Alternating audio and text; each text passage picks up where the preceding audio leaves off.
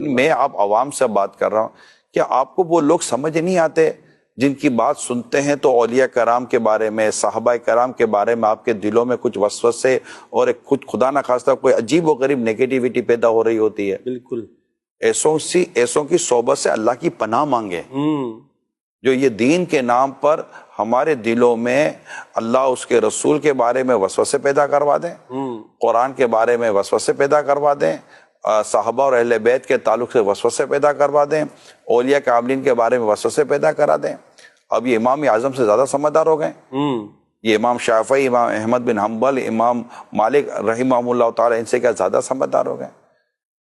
تو یہ حدیثوں کی کتابیں لکھنے والے جو ہمارے بزرگ گزرے، ان کے زیادہ سمجھدار ہو گئے. اب یہ تو میں آپ اپنی اسلامی و اپنی عوام سے بات کر رہا ہوں. کیا ضرورت ہے سننے کی ایسوں کو کہ جن کو سن کر ہمارے دلوں میں 10 قسم کے خیالات، ہمیں کوئی اور آج تک تو پتہ ہی نہیں تھا. آپ کو پتہ اس لیے پتہ کیوں پتہ نہیں تھا؟ وہ علماء، وہ مشائخ جو حکمت اور مصلحت کو جانتے تھے، ان کو پتہ تھا کہ کون سی باتیں کرنی ہے، کون سی باتیں نہیں کرنی. کیا حضرت ابو ہریرہ رضی اللہ تعالیٰ عنہ کا آپ نے ارشاد نہ سنا تھا کہ ایک علم وہ ہے جو میں تمہیں بتاتا ہوں، جو میں نے نبی پاک سے لیا، اور دوسری بات ہے کہ میں تمہیں بتا دوں تو تم مجھے ہلاک کر دو گے، اسی کو میرا گلا کاٹ دو گے، میرا گلا کاٹ دو گے. انہوں نے نہ روکا. حضرت ابو ہریرہ رضی اللہ تعالیٰ عنہ بیان فرما رہے تو یہ وہ دور کون سا تھا، کن کے ساتھ یہ بات کر رہے تھے؟ سبحان اللہ. تابعین کا، صحابہ کا.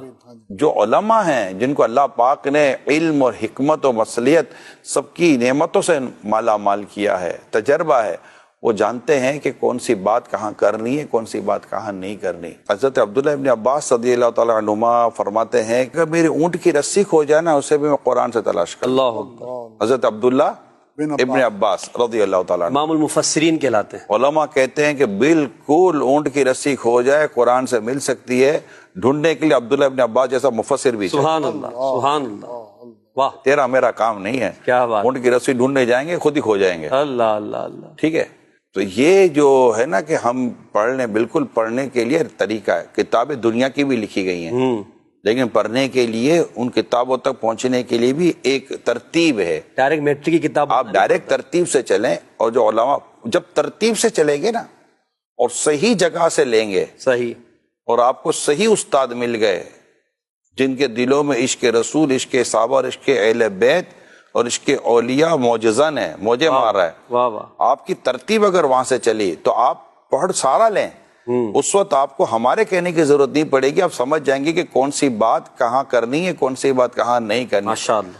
پھر یہ جو بیان ہے کہ وہ ہے نا کہ لوگوں کو ان کی عقلوں کے مطابق کلام، کلم الناس علی قدر عقولہم، یہ اس کو کہاں لے جائیں گے؟ الحکمت و ضالۃ المومن، حکمت مومن کا گمشدہ خزانہ ہے، اس کو کہاں لے جائیں گے؟ اچھا، یہ سارے جو معاملات آتے ہیں تو یہ سب چیزیں سمجھیں. جو علماء ہیں یار، جو علماء ہیں، بزرگ ہیں ہمارے، ان کی صحبت میں رہیں تو وہ مطلب کہ وہ بتا دیتے ہیں کہ نہیں بیٹا ابھی وقت لگے گا، تمہیں پتہ چل جائے گا.